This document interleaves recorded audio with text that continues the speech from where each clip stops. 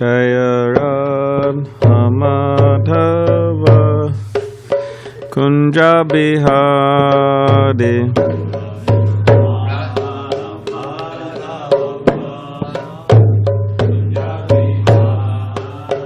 Jaya Radha Madhava Kunja Bihari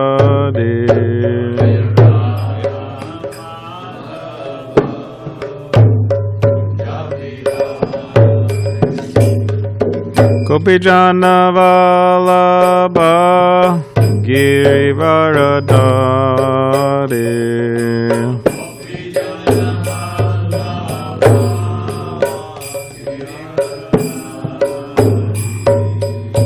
Gopijana Vallabha Girivaradari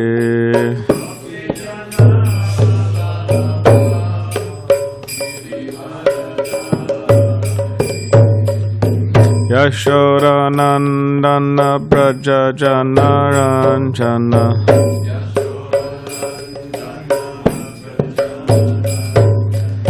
Yashoda Nandana Braja Jana Ranjana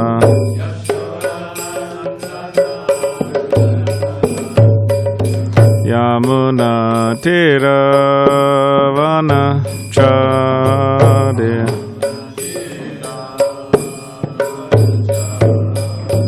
Yamuna Tiravana Chadi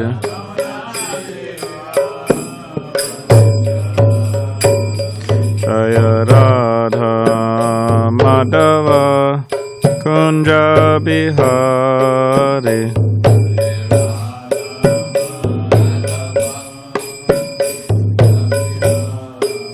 Jaya Radha Madhava Kunja Bihari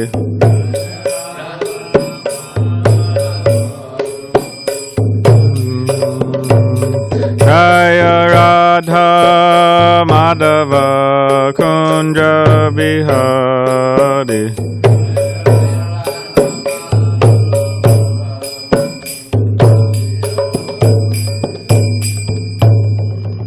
Jai Vishnu Paramahamsa Puri Radhakacharya Shri Srimad Bhagavatam HG Balarama Swami Prabhupada Ki Jai Jai Vishnu Paramahamsa Puri Radhakacharya Shri Srimad Bhagavatam Shri Bhakti Siddhanta Saraswati Thakur Prabhupada Ki Jai Ananta Koti Vaishnava Vrinda Ki Jai Namacharya Shri Haridas Thakur Ki Jai Prem Sikaho Shri Krishna Chaitanya Prabhu Nityananda Shri Advaita Gadadhara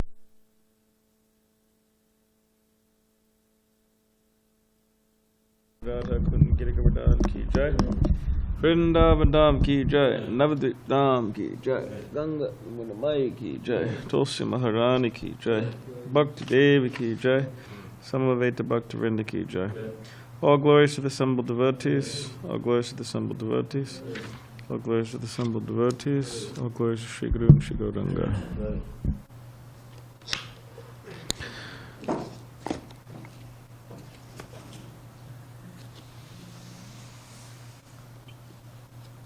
Om Namo Bhagavate Vasudevaya Om Namo Bhagavate Vasudevaya Om Namo Bhagavate Vasudevaya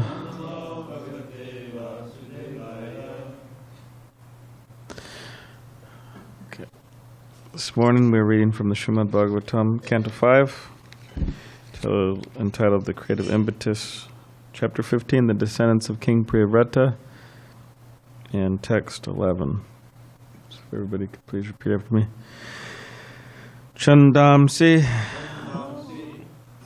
akamasya cha yasya kaman duduhur ajarur ato Balim Nipaha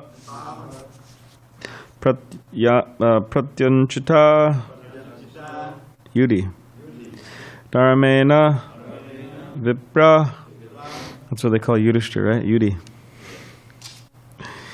Idashisham Shashtam Angsham Paretya Chandamsya Kamasya Cha Yasya Kaman Dudurhu Ajurur Atobalim Nipaha Pratyanchita Yudi Dharmena Vipra Yadashisham Shashtam Sang Amsham Paretya Shidam Sakamasya Chayasya Kaman Dudurhur Ajurur Atobalim Nipa Pratyanjata Yudi Dharmena Vipra Yadashisham Shashtamam Shampraretya Shadam Sakamasya Chayasya Kaman Tudurhur Ajurur Atobalim Nipaha Pratyanchita Yudi Dharmena Vipra Yadashisham Shashtama Shampraretya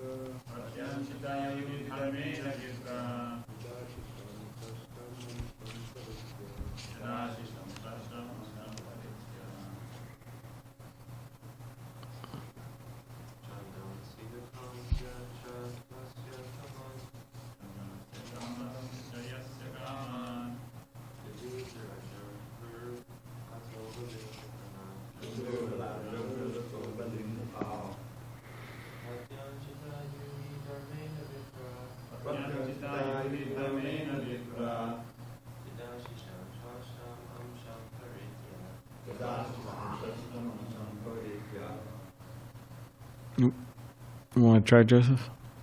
Okay. All right. Zoom? Gandam se akam shi chal chashasha kamam Vidul Ajahul Atha Balindika Pratyanchita Yudi Dharmena Vipra Yada Sisham Shashastam Amsam Prataya.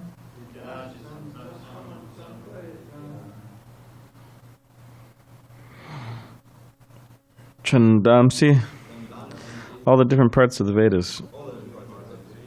Akamasya, of one who has no desire for personal sense gratification. Cha, also. Yasya, whose. Kaman, all desirables. Duduhu, yielded. Ajuruha, offered. Ato, thus. Balim, presentation. Nipaha, all the kings.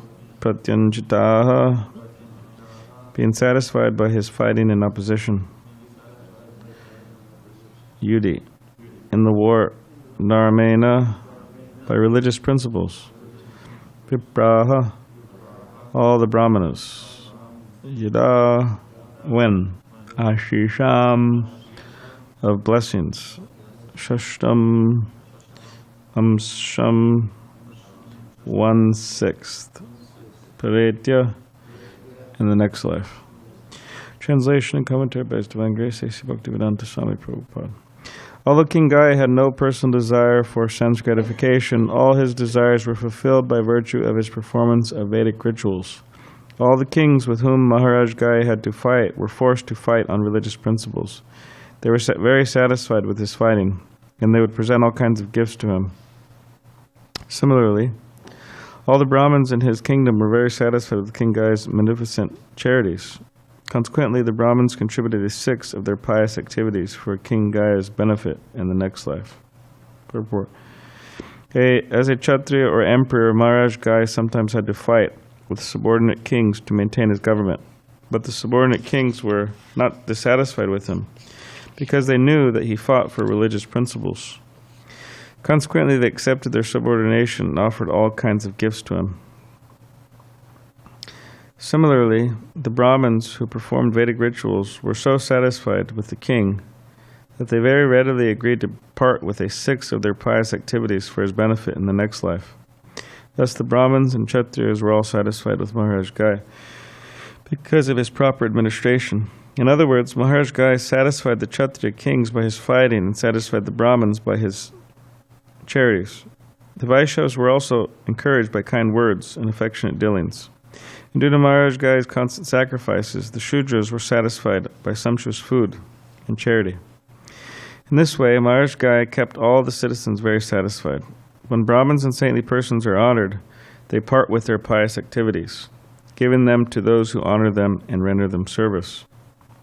Therefore, as stated in Bhagavad Gita, chapter 4, text 34, Tadvidhi pranipatena pariprashnena sevaya. One should try to approach a spiritual master submissively and render service unto him. Om Gyan Tipadandasya Karanjana Shlakya Chakshuvan Maditam Yena Tasmai Shri Gurave Namaha. Mukam Karidavachavam Pangam Langayate Gadam Yakripatamaham Vande Shri Gurun Dintaranam Vancha Kapadrubhischa Kripa Sindhu Bevacha Patitanam Pavanebhyo Vaishnavebhyo Namo Namaha. Jai Shri Krishna Chaitanya Prabhu Nityananda Shri Advaita Gadadhar Shivasadi Gaur Bhaktivinoda. Hare Krishna Krishna Krishna Hare Hare Hare Rama Rama Rama Hare Hare.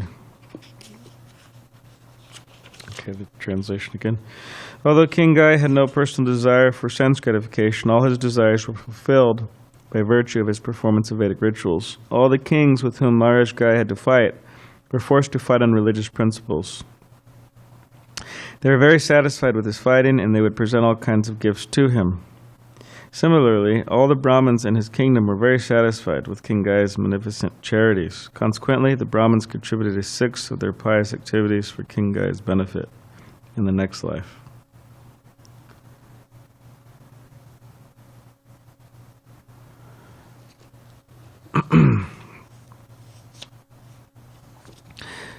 So it's the age of Kali, if you haven't noticed. Age of quarrel, hypocrisy, and this enters into all different, say, like fields of, or different aspects of modern day life, whether it's religious circles, political circles, scientific circles. It enters all the circles of different groups of human beings, hypocrisy and quarrel. And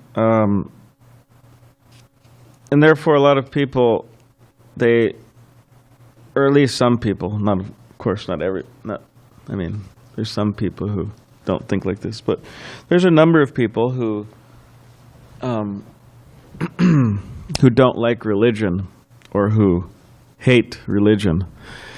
The word hate just means strongly dislike. They hate religion and they hate religious people because they feel that the religious people or the religions are just like everybody else, but they're claiming to be religious.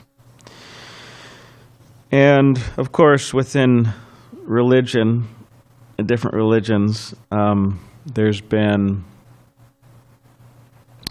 a lot of things that happened in the name of religion, like killing people. People said, I'm doing this for God. I'm going to kill all these people for God. Or blowing up buildings. Of course, it's also killing people, but many things have been done in the name of God. And some things, you could say, haven't been done in the name of God, but religious people or people in religions, they've plundered people's money, abused, right? People who are who they're supposed to be taking care of, right? A lot of child abuse in religion, different religions throughout the world. So then people say, okay, well, therefore religion's just bogus. It's just absolutely bogus, and I don't want anything to do with it. And I'm just gonna try to live a good life, whatever that means to them. Their idea of living a good life.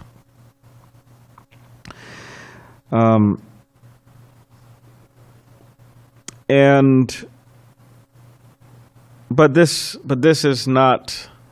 It doesn't make complete sense. Of course, we could understand why people are thinking like this, but it doesn't make complete sense. Just like if somebody was to go to a bakery, or an eggless bakery, and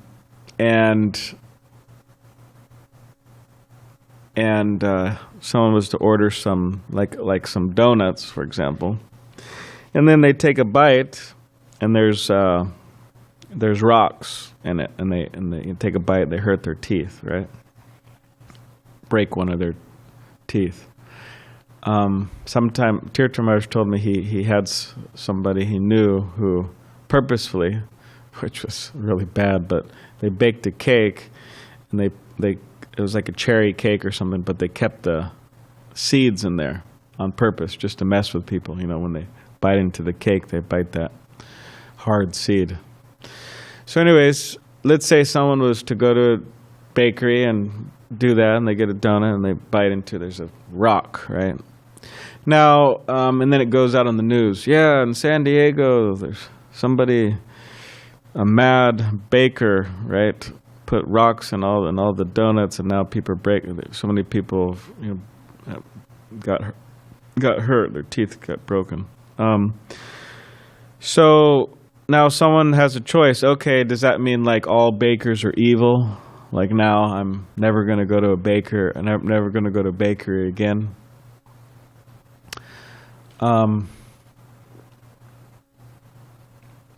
In other words, it was just one person in the industry. It wasn't, the whole of everyone in the bakery industry. So similarly, within religion, there may be one person, people, a number of people, but that doesn't mean that the religion is immoral or evil as a whole. So, but somehow or other, they have a saying, right? People throw the baby out with the bathwater. Oh, this bathwater's so dirty, right? Because you bathe the baby. That's what they used to do, a little tub, bathing baby, and it's dirty, the water. So you just say, oh, I need to get rid of this water. Okay, let me throw the water out, and then with the baby. But that's not intelligent, obviously. So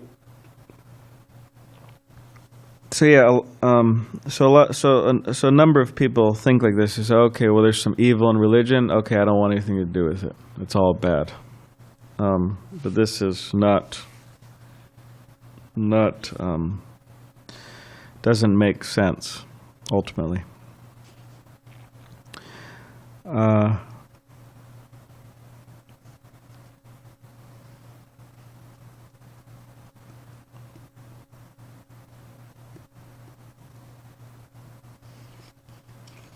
So therefore, it's a challenge to us.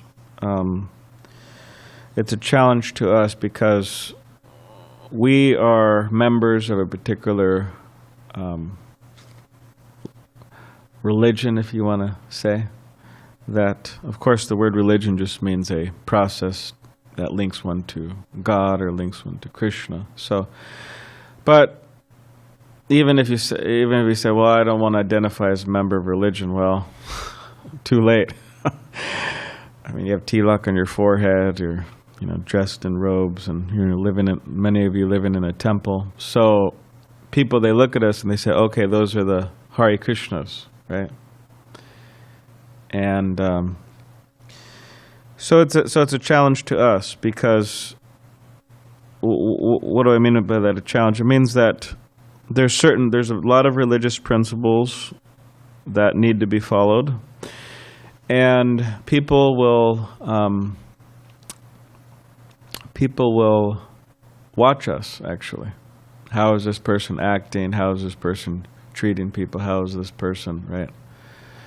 They'll actually test us. And especially if we're dressed and if people know we're Hare Krishnas. There was a group of so-called monks, and I think they were trying to pretend to be Hare Krishna monks, but they were going to the local bars and drinking and doing all types of stuff like that. People are like, what's up with these guys? Imagine like you see a bunch of brahmacharis at, local pub or something, ordering beer, flirting with women and all that stuff. It's like, what's up with these guys? So yeah, of course, yeah. So in other words, people see, they're not stupid from one angle of vision. Like when I was in Denver recently, and we went out on Harinam. Downtown is pretty intense, actually. It's like really, it's a lot of vagrants or homeless people, but they're in a very deplorable state. Like if you see there's different types of homeless people where you go, and these people were just like on another level, Anyways, they were hearing the holy name, but so we're out there and downtown and chanting Hare Krishna, and Tushta Krishna Prabhu was there, and Nidra was out there, Mataji out there distributing books, and so there was we were passing, and there was one man dressed as a Buddhist monk. And he was out there selling bracelets. So apparently the devotees told me later that what he does is he goes to people, oh, hey, and he's dressed up, and he says, let me see your hand, and then he puts the bracelet on their hand. He says, oh, it looks very nice. And he said, no, it's $10 or whatever, something like that, he's selling. Which is kind of anyways, the whole paraphernalia selling thing, it's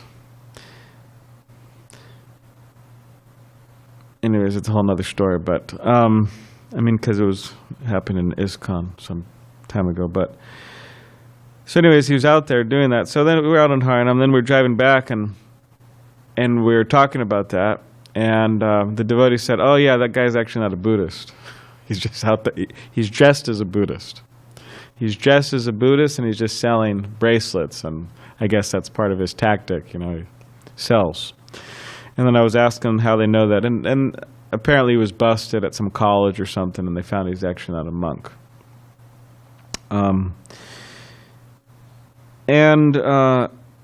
If people were to actually know that oh, this guy's actually not a monk, people are disturbed by those things. Like, hey man, you're supposed to be a monk. Like, you're supposed to, you're supposed to be standing for higher principles, and you're just, you're just faking it. You're not a monk,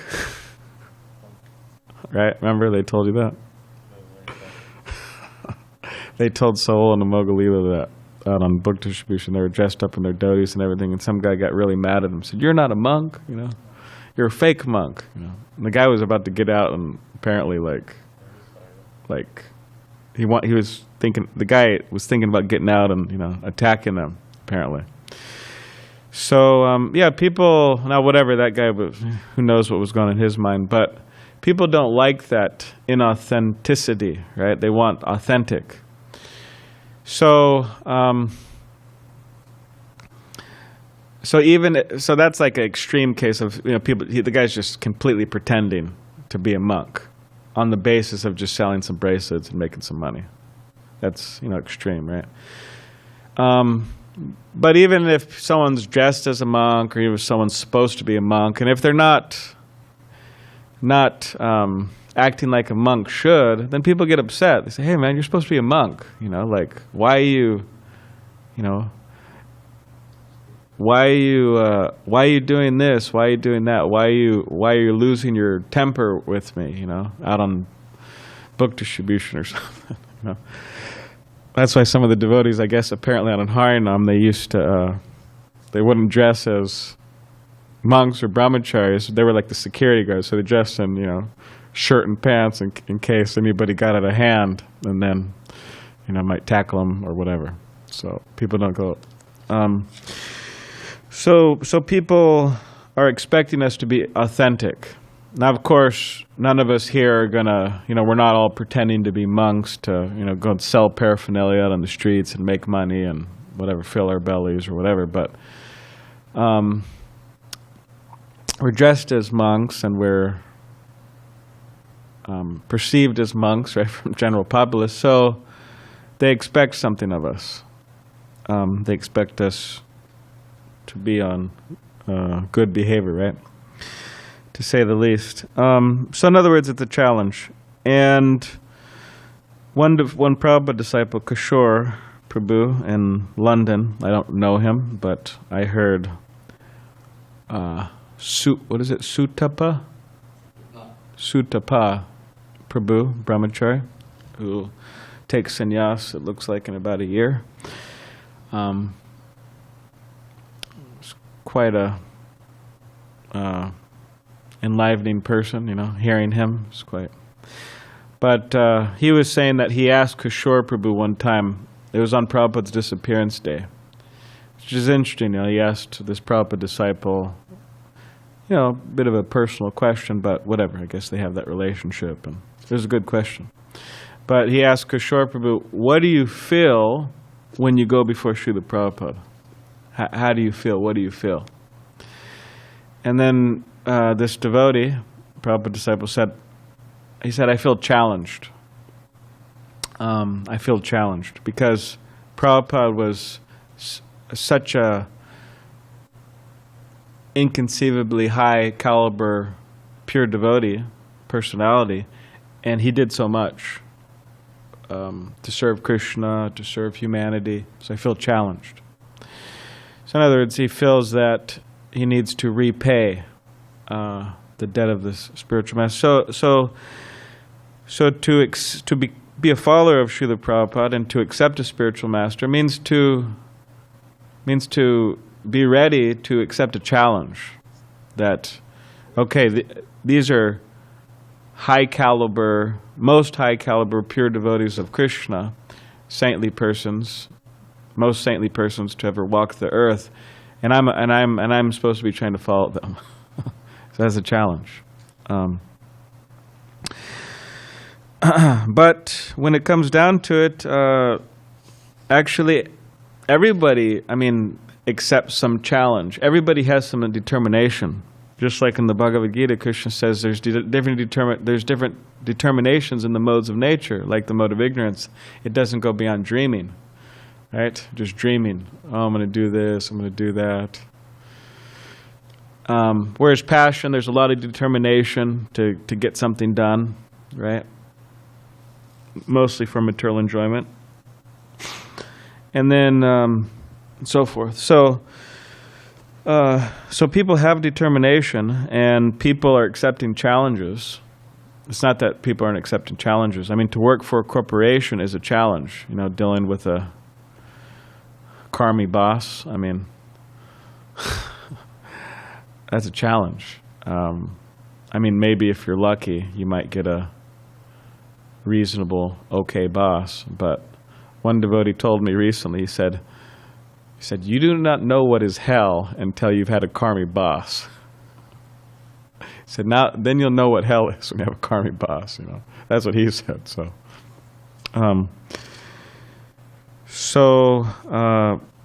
people are accepting challenges. So we're also accepting the challenge, trying to follow Srila Prabhupada, trying to follow our spiritual master. And just as Maharaj Gai here, he was a great king, and everyone was satisfied with him, the Brahmins, the Kshatriyas. Why? Because he was following religious principles. He wasn't faking it. He wasn't messing around. He wasn't a king, and they're like, hey, you're supposed to be a king. Why are you doing that? But he was actually doing everything he's supposed to do. And therefore people were satisfied. And the Brahmins were so satisfied that they gave him blessings. They gave him, actually it says, the credit of their pious activities. Somehow or other it was transferred. And that's an important point also, that if we're in whatever position we are in, if we're acting according to religious principles, if we're acting according to the directions of Scripture, to our spiritual master, then other saintly persons will give us their blessings. It may not be so, you could say, like cut and dry, like, I am giving you my blessings, Tyler. I'm giving you my blessings, right? They may not say that, but just their good wishes, just them being satisfied. Wow, this person's really trying, this person's really following, and I'm satisfied with this person, and they're wishing them well. They're good wishes. It's a blessing. So Maharaj Gai had this. Also the Shudras were satisfied with him. Everyone was satisfied with him.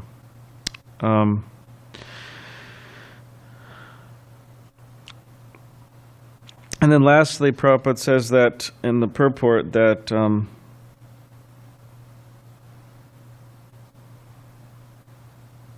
that we should approach a spiritual master and submissively and render service unto him.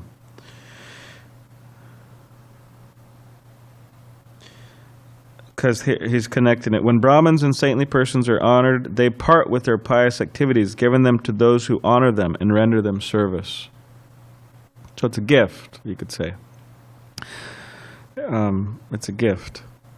So So therefore we should approach a spiritual master and submissively and render service unto him. And for those who have spiritual masters, they've approached and submissively they're rendering service. But it's a continual thing. It's not like, hey, well, I approached a guru and I accepted initiation and then, all right, I'm finished, right? It's done. Now, just within my heart, I worship that guru and love the guru, but practically I'm not doing anything. But it means like continuously, continuing to serve constantly. So in other words, that has to be kept alive within us. Like I was on the plane last night. It was a late flight, and Tyler picked me up. Thank you very much, Tyler. Picked me up at 11:30 at night. But when we were flying here, and I mean, many people were flying here, not just me. But so before I hopped on the flight from Denver, we went to Boulder. And there was a college club there. So I spoke with some students. That was very enlivening.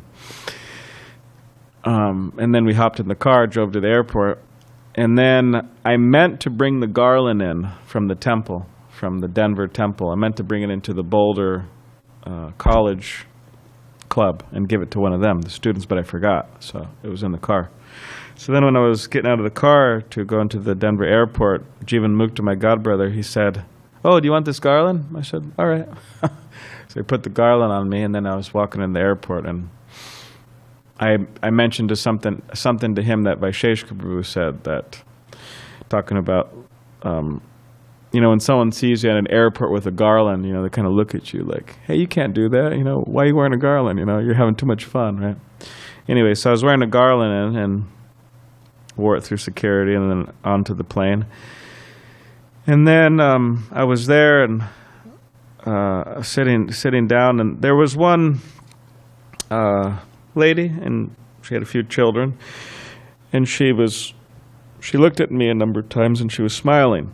So, and then I went to sit down, and she said, "Hare Krishna," and I said, "Hare Krishna," and I said, "How do you know Hare Krishna?" And she goes, I was initiated by B.T. Swami, Bhakti Tirtha Swami, B.T. Swami. I said, "Oh, okay, nice." And she said, I used to be a disciple of B.T. Swami. I said, "Okay, nice."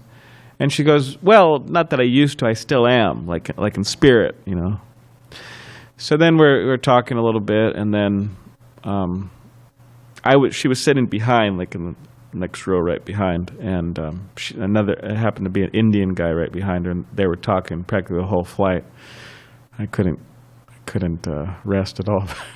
Anyways, whatever. But so we were talking, and then but then she told me later that actually she didn't get initiated. She was about to get initiated, but then Bhakti Tirtha Swami left his body. And she said she kind of, she got involved in family life, which is not always absolutely a distracting thing, but she got involved in family life and just wasn't really practicing, and still isn't. Anyways, she was saying that. But she still feels like she communicates with Bhakti Tirtha Swami. So I said, that's she still feels a connection. So I said, that's nice. But this is important because I was thinking about it, and it's unfortunate actually, because she had such nice association with Bhakti Tirtha Swami. She said she lived in temples in Greece, and she was out there distributing books in Greece, and she was into it. But then she was just saying, well, I still have the connection, but I'm not really practicing, and it's in my heart. And I mean, that's good. It's good that she's not like, what do you call, antagonistic or she still feels connection with Bhakti. That's very good. But still, there's good, and there's better, and then there's perfect, and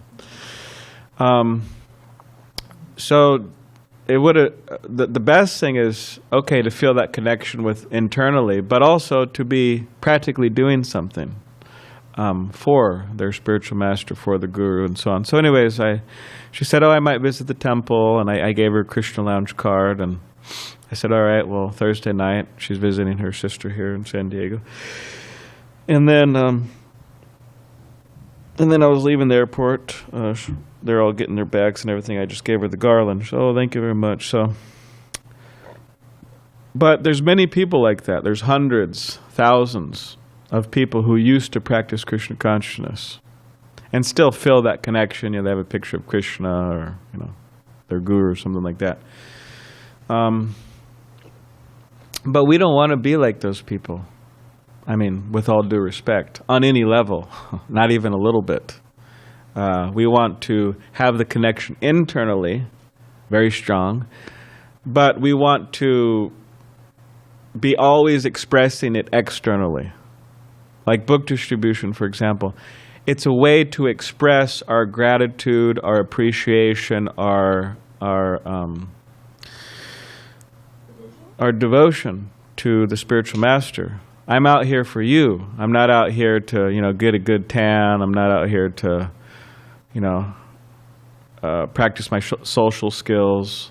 I'm not out here to, I'm out here for you, Srila Prabhupada. I'm out here for you, my spiritual master. I'm out here for the conditioned souls. Or whatever it is. We're cooking, this, that. It's all supposed to be an external manifestation of our devotion. Not just like, I'm feeling the bhav and, let me go smoke a joint, right?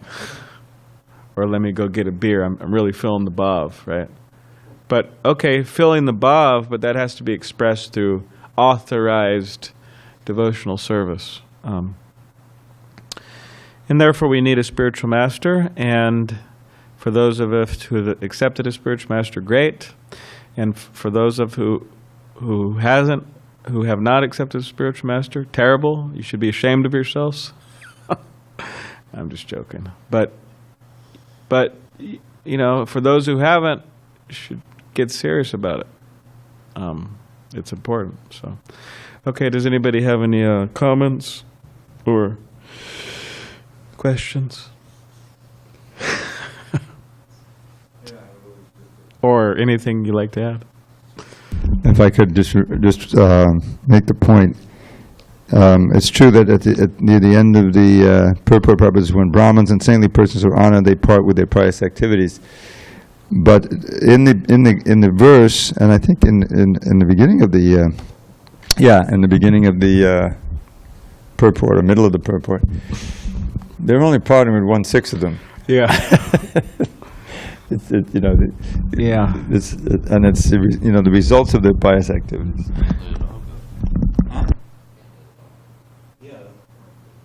1/6, yeah. So, all right. Any other? Yes, Dimitri. Yes, thank you for the class, Balaram. Yeah.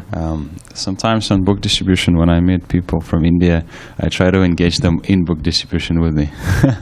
Nice. And one time I had an occasion where I was trying to speak to one Mataji, and I said, I would like to challenge you to distribute a book, and she got really upset.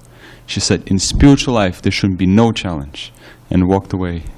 and you were saying how there is a spiritual challenge. There is a challenge in spiritual life because we're trying to, follow in the footsteps of previous acharyas and our spiritual master. And I was wondering if you could maybe talk a little bit more about spiritual challenges for us. All right.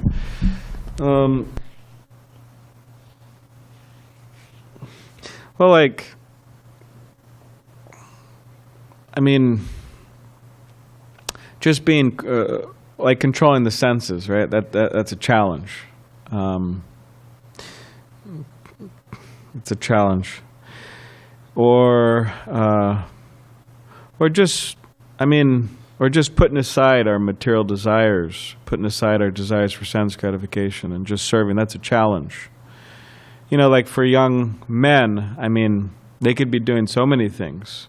you start getting a little older, and what can you be doing? I mean, you could be doing so many things too, but it's actually kind of embarrassing. You're out there like in your Levi jeans and your slicked back hair, and out at the bar trying to have a good time, and people think, oh, that guy's kind of course, if you got some bucks, even if you're embarrassing loser and everybody knows it, if you got some money, you could kind of still, all right, he's got some money, and but whatever the case is, it's just you start getting older, and the fun's kind of gone.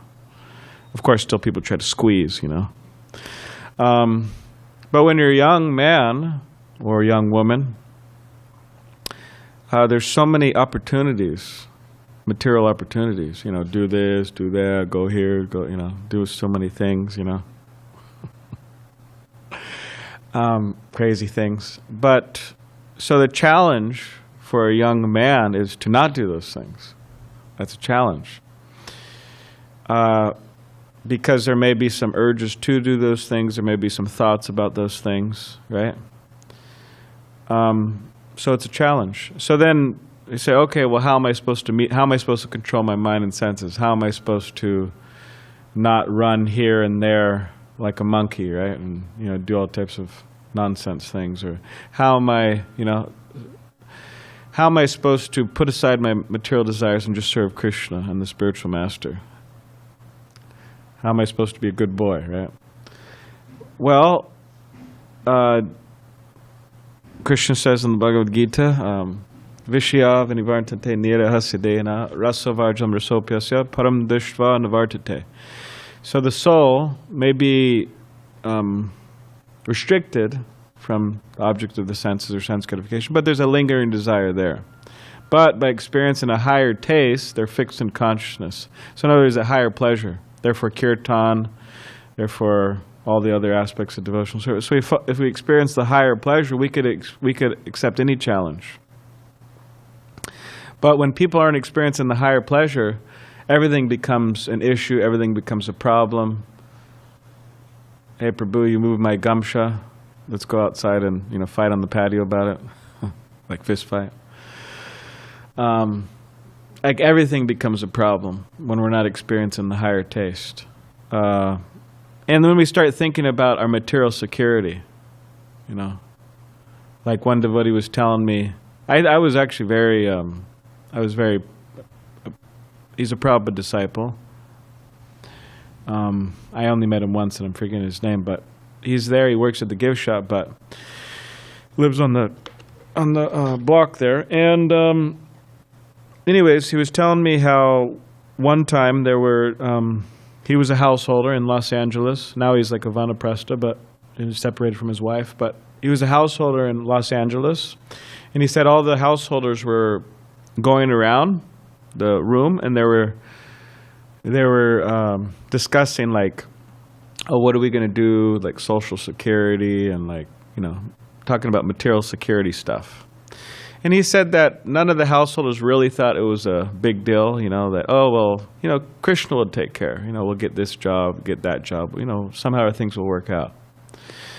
But then when it got to him, he said, yeah, I mean, Krishna will take care of me. Yeah, Krishna will take care of me. He said he's been taking care of me all these years, and he'll continue to take care of me. The servant doesn't have to worry about being taken care of. And then he told me that for the last 50 years it's been like that. Krishna's been taking care of me. He said sometimes, I haven't had I've had like no money or zero money. Sometimes I had a lot, but Krishna's taking care of me. But if we're not experiencing the higher taste, we start thinking, oh, what about, this and what about that and me, I, what, fear.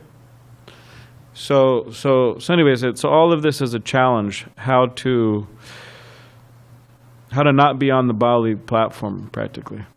And then we were able to meet those challenges by the mercy of the Guru, by the mercy of the devotees, by getting their blessings. But there are challenges in spiritual life, and this woman saying that is just really misinformed.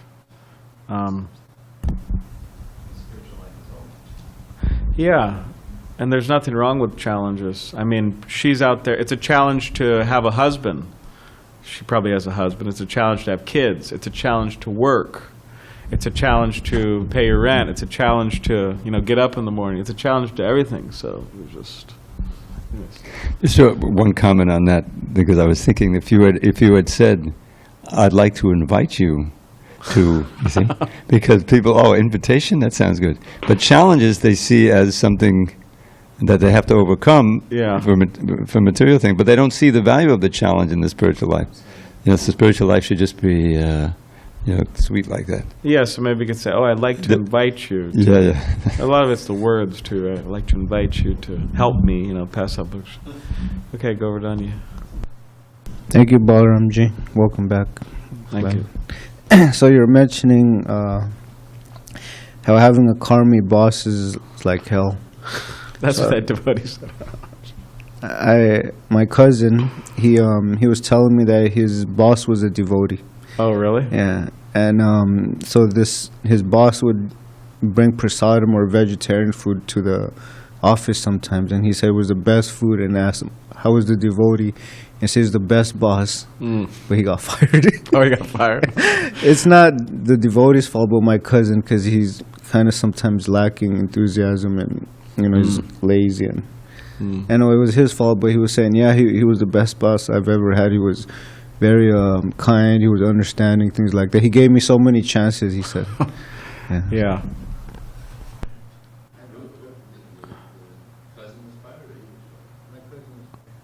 Yeah, Bhaktivatsala, he owns a hotel and he has a bunch of employees, and he always brings them prasadam all the time. And anyways, just from his descriptions and his interactions with his employees, he's a good boss. He's a devotee, so he has some special qualification, obviously. So, yeah, and he invites them to the temple, and so all glories to devotee bosses. Yeah, Krishna's supreme boss.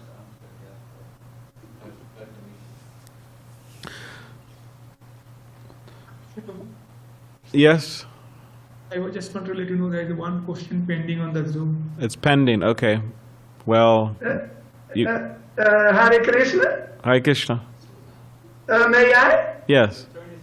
Yes. Balaram Prabhu Prabhupada pronouns. My question is, when I approach the spiritual master, is it that I should offer him what he wants or what I have? Both.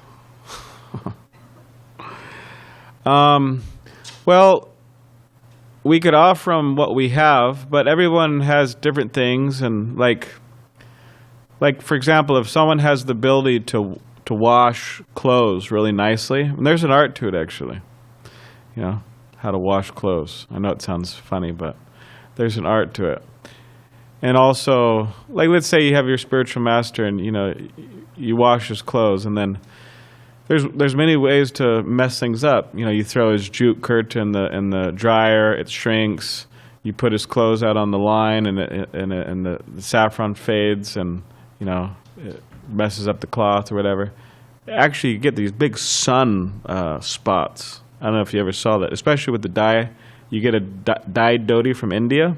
We've had it happen. You put it in the sun, and the sun just bleaches a part of it, So you could do many things, or you lose the socks or something. Anyways, on and on and on. But you wash it nicely, do everything. Iron, fold, right? And if that's what you could offer the spiritual master, great.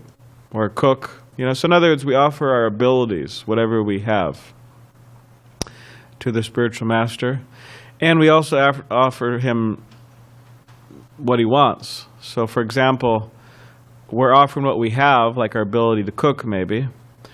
But then we don't just cook according to our like, right? We're like, hey, well, I love lasagna, and my guru, he doesn't take tomato and cheese, but that's too bad because I like lasagna and he has to take it, and I don't care, because I'm not making any separate.